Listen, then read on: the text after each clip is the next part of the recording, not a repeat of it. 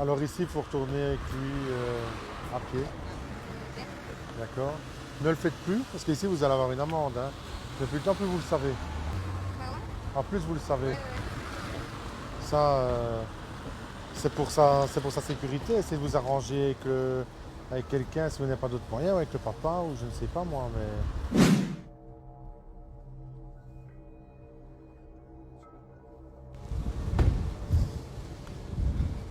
Bonjour. Quel âge est-ce que vous avez? 25 ans. Quel âge a l'enfant? 5 ans. 5 ans. Quelles sont les règles pour les trottinettes? Je sais pas, je sais, je dans mon corps. Ouais, c'est clair. Ça vous arrive souvent de faire ce genre de choses? Jusqu'à l'école, je m'en vais. C'est pas bon. Hein. Ouais, je vais. C'est interdit, c'est une question de sécurité. Hein. Je vais. En cas d'accident, vous n'avez que ce moyen-là de locomotion? Ouais. En réalité, ici, la dame, il n'y a pas de souci pour son âge. Le problème, c'est l'enfant de 5 ans.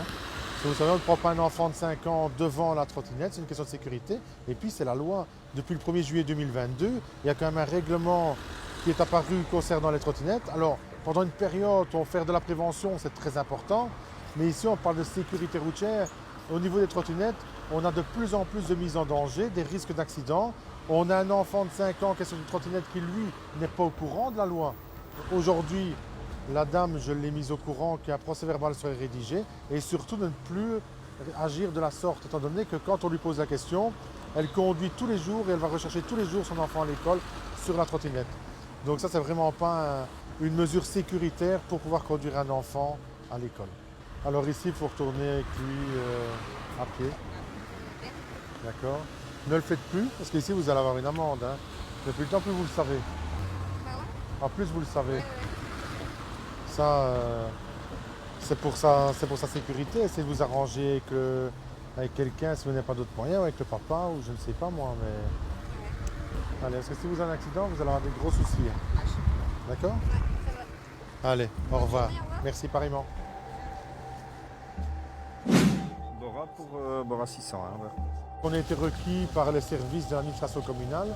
En réalité, ils doivent effectuer des marquages routiers ici dans une cité. Il y a une signalisation qui a été placée il y a plusieurs jours. La dame était donc au courant qu'on ne pouvait pas stationner, mais souvent on a tendance à banaliser les signalisations. On se dit, bon, c'est pas grave si je me stationne. Le problème, c'est qu'aujourd'hui, c'est un marquage au sol qui doit être réalisé. Donc on ne peut pas commencer à faire un marquage au sol et faire le marquage sur l'auto. Il faut absolument enlever le véhicule pour pouvoir continuer le travail qui a été programmé. Ouais, voilà, on est à Saint-Guilain.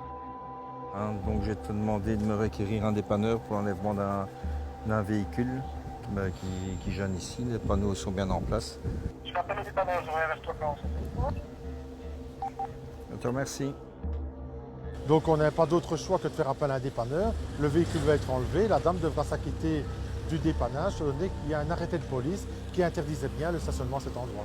Heureusement, il n'y avait qu'un seul véhicule. Maintenant, ils vont pouvoir tracer la dernière ligne et comme ça terminer le travail qui a été programmé aujourd'hui. Au revoir, bonne fin de journée. Bonne journée. Au revoir.